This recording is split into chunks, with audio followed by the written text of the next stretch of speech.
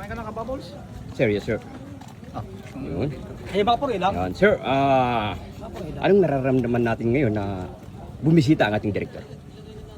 Sa akin, lubos ang, siguro sa lahat na ng Batangas Marbsta personnel, lubos ang aming kagalakan at nabigyan kami ng pansin na ng ating direktor na mabisita, lalong-lalo na dito sa RME 4A, sa Kabuyao Emlet, isang napakalaking karangalan yun at nakaka-boost ng moral ng mga kasapi namin dito.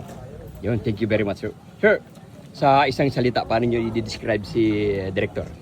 Para sa akin po, si Director ay isang energetic na leader. Yun, thank you very much sir. Yun, so punta tayo dito mga kababos, no? Nandito ang ating Cavite Marbsta. Hi sir, ang inyong lingkod si Kababos from Maritime Group. Sir, ano po yung nararamdaman natin na dumating po ang ating director dito po sa RME 4A? Siyempre unang-una masaya considering na nabisita ni Director yung mismong AOR ng Regional Maritime Unit 4A.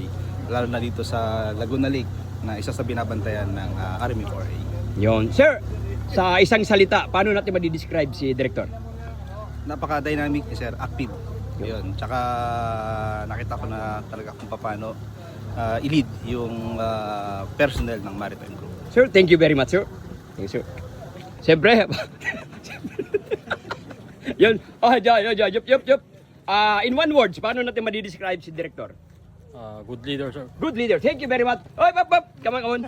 Sa isang salita, paano natin ma-describe si director? Snappy, sir. Snappy. Thank you very much. So, punta tayo mga kababos.